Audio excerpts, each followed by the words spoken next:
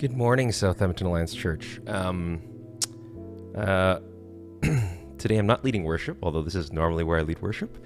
I'm here actually just to be able to make an announcement on behalf of the Elders Board. And so, as I mentioned before, Michael and Charlene mentioned before, my name's Josh, and I'm one of the members of the Elders Board.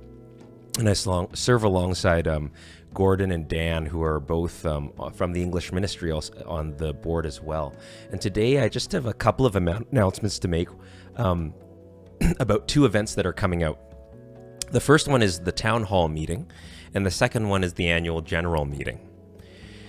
First, in our English congregation, we're going to be hosting an online town hall meeting using the Zoom platform. We just want to invite all of you guys who consider yourselves part of our English congregation, whether you're a member or not, to join in on this. And at this town hall, we'd just really like to share where we are currently at the church, and also some details on where we're headed in terms of spiritual direction and also the church and leadership. We also have a survey, actually. We've posted a link recently, but we also really want to encourage you to fill that survey out.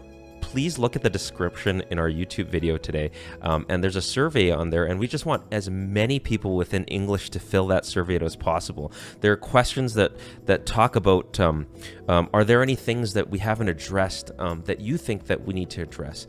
Are there issues that you've wanted to bring up that we could address at this town hall? Please look up that survey link and fill it in before the town hall. It's going to be on November 22nd at noon, so it'll be shortly after our service, and we'll most likely post the link of the Zoom in our Sunday service that day, and also have it available on the website.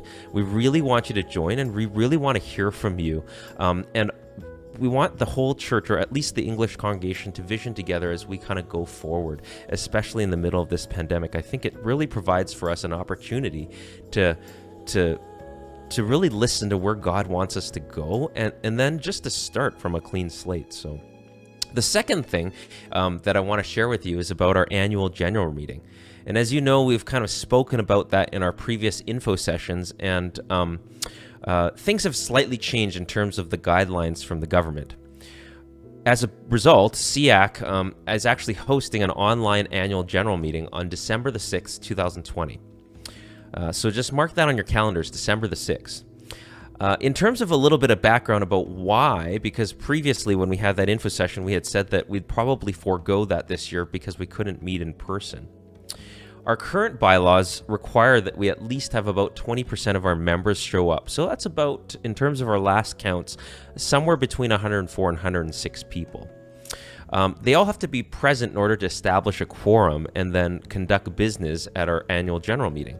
But because of the pandemic, it hasn't really been safe or permissible under health regulations for us to assemble in a meeting number of that size.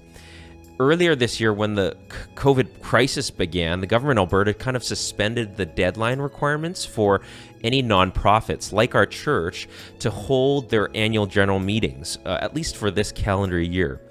The government order enabling this flexibility, though, has now expired, and it is no longer an option to skip or delay our annual general meeting, which means that we still have to have one for the 2020 year.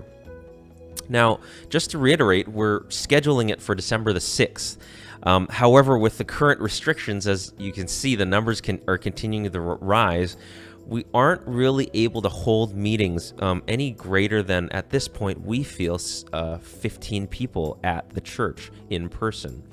So in order to meet the quorum requirements, the Elder Board, along with our district, the Western Canadian District, has approved an amendment to our bylaws to allow for us to use proxies in order to meet that quorum. And that would just be for this year's annual general meeting. Our general meeting this year will be very short. It will only cover 4 items that are essential to being able to meet our regulatory requirements. I just want to really clearly tell you what those 4 items are. The first one is, in fact, we need your approval, the membership approval of this amendment to the bylaws, so that we can allow proxies. So in essence, we're going to go ahead and do it, but we still need the membership approval to do so at that meeting.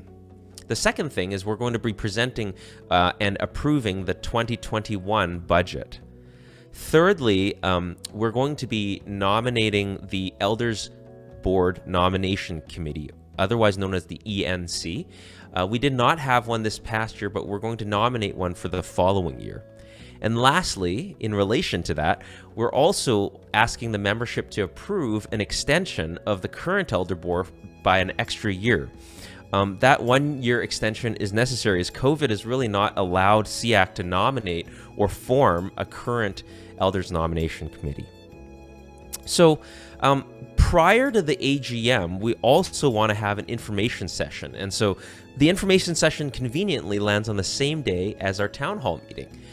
It's going to be in the evening, and we will be combining all the members of the church, including from the Cantonese as well as the Mandarin congregation.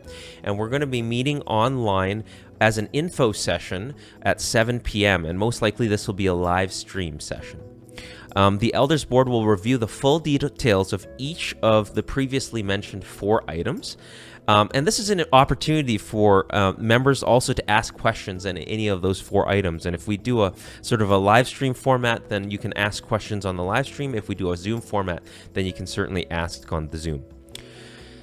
Proxy forms for the voting will be sent to you. It's important that you complete and return them as soon as possible.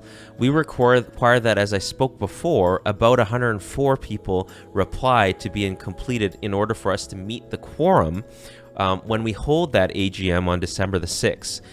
We expect the AGM to be very quick and really more for a formality so that we, from a regulatory standpoint, are able to meet our requirements.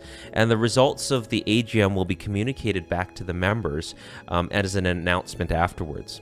I just wanted to thank you for this opportunity to share, and these are really a couple of really important events that we want you to be able to attend. And please fill out the survey, and when the proxy forms come out, please return them as soon as possible. We hope to see you at both these events.